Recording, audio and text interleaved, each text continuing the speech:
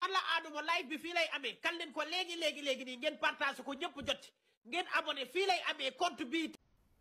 kilifa du xuloo mais soxla na ku ko xulool kilifa du saaga mais soxla na ku ko saagaal ba da ngay ci ñoo xam dañuy jóg di ma saaga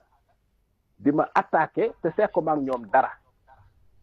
mais loolu ku ma ko def damay fay Adamo mu fayul ma loolu rek lañ seq ñu leneen man ak moom. salaamaaleykum gars yi salaamaaleykum dama ne Cheikh Yérim yaa mën a xar sa job bu ndey nga ne Adamo lan laa seq ak moom bu ma nit saagaa ma fay ko man damay doomu xaraamu kenn danga ma gën ndey danga ma gën baay danga ma gën famille ba may fay man ma lay saagaal ay nit kan nga ma mas a fay ma saagaal la ko bu dee vidéo génn la ko kan nga ma mas a jox xaalis pour ma attaqué ko bu dee vidéo la teg ko Sénégalais yi gis bu dee li ngay wax mi ngi ci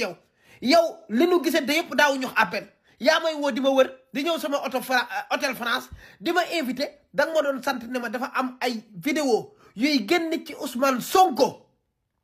vidéo yuy génn ci Ousmane Sonko ak Adji Sarr ak lam daan seq ak moom pour bu génnee nga njëkk cee jot mën koo publier annoncé ko Sénégal teg ci seen bët ma ne la ko kattuma la ko data ndayam def récupérer sa xaalis fekk la France jël ci yow 3000 euros ak 2000 euros yi nga bàyyi woon ci livre bi dugal ko ci sama hôtel jox ko maanaam kii réceptionniste bi ma boole ko muy 5000 euros ma lekk ndayam te defuma vidéo ba tey di wax man damaa ñàkkee noonu fayda ngay toog di dugul naan da ngay justifier naan Adamo li ma seq ak moom xam nga ni saaga be ma war a fay saaga ma jox ko mu saaga man damay doomu xaraamu kenn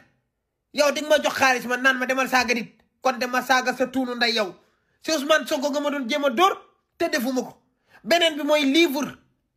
bi nga xam ne moom nga ubbi woon moom nga bëgg Sénégal ràññee livre bi xam ko nga jaar ci man benn yoon laa ci mas a def vidéo ngay toj sa cot nday toog di duul naan Adamo li ma seq man damay doomu xaraamu kenn danga ma gën nday yow wala danga ma gën baay sama yaay gën laa liggéey sa papa sama papa gën a liggéey sa baay sama yaay gën a liggéey sa nday nga may fay yow may saaga ay nit ngir yow sa jëmmu jox te cot ndayam ji bul ma kattulu ndayam de tey dinaa live nag ubbi sa lëfal nday bu baax